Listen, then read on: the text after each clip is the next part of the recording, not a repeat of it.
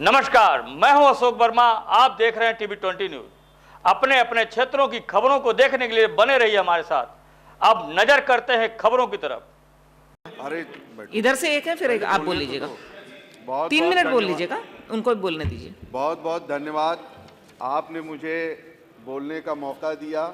मैं अपने साथी विधायक अमिताभ वाजपेयी जी की बातों से अपने को जोड़ते हुए कहना चाहता हूं कि नगर विकास का जो बजट आया है, पिछले साल का जो बजट था उसको भी ये खर्च नहीं कर पाए।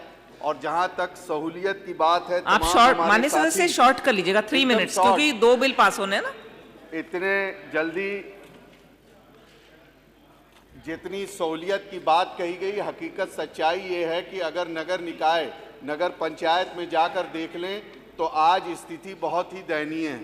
जो बजट जाना चाहिए वो बजट जा नहीं रहा है। जो बजट जा भी रहा है वो कहीं ना कहीं कमीशन की भेंट चढ़ जा रहा है।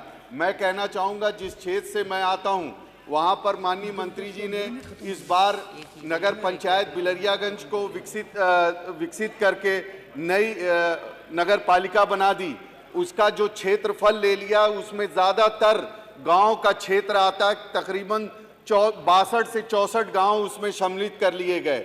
और आज उनसे टैक्स तो शहर का लिया जा रहा है, लेकिन जो सुविधाएं मिलनी चाहिए थी वो सुविधाएं उन नगर पालिका के जो लोग हैं उनको मिल नहीं रही है। जहां तक सवाल है, इस तरीके की नगर पालिकाओं में कोई बजट में इस तरीके का प्रावधान नहीं है कि उनको स्पेशल पैकेज देकर उस नगर पालिका को और अच्छे तरीके से बनाया जाए, विकसित किया जाए। साथ ही साथ मैं कहना चाहता हूं कि नगर पालिका तो आपने बना दिया, आपने वहां पर कोई भी कर्मचारी जितने भी हैं ज्यादातर रिटायर्ड हो गए हैं। कर्मचारी एक एक जो वहां पर निकाय बाबू हैं वो एक एक नहीं 2-2, 3-3 नगर पालिकाओं का काम संभाल रहे हैं।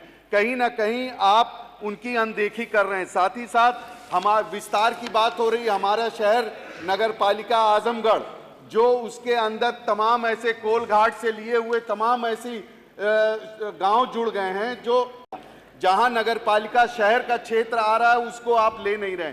साथ ही साथ मैं कहना चाहूंगा कि आपने कहा कि हम स्मार्ट सिटी बना रहे हैं।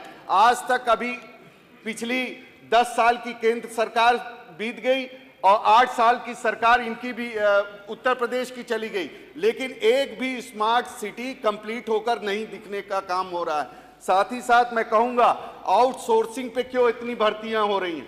क्यों नहीं आप भर्तियां निकाल रहे हैं? आउटसोर्सिंग पे लगातार इस सदन में बात उठ रही है कि आपके कागजों में तो ये कहा जा रहा है कि आरक्षण की व्यवस्था है, लेकिन सच्चाई हकीकत ये है कि वहां पर आरक्षण नहीं मिल रहा है।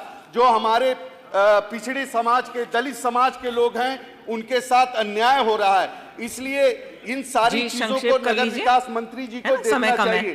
साथ ही साथ मैं एक चीज और कहना चाहता हूं कि मेरे क्षेत्र में एक नगर पंचायत है महाराजगंज नगर पंचायत में आज आप देख लें जाकर, जब हमारी सरकार थी वहां पे तमाम योजनाओं के तहत काम हुआ, लेकिन आज नगर पंचायत महाराजगंज में बारिश के वक्त लोगों को इतनी दिक्कतों का सामना करना पड़ा, कहीं भी कोई सुविधा नहीं है। इसलिए मैं चाहता हूं कि बजट में इन सारी चीजों का प्रावधान हो, सिर्फ माननीय जयमंगल कनौजिया जी, बल्कि उसको अमली जामा पहनाया जाए। माननीय जयमंगल कनौजिया जी। धन्यवाद अध्यक्ष जी।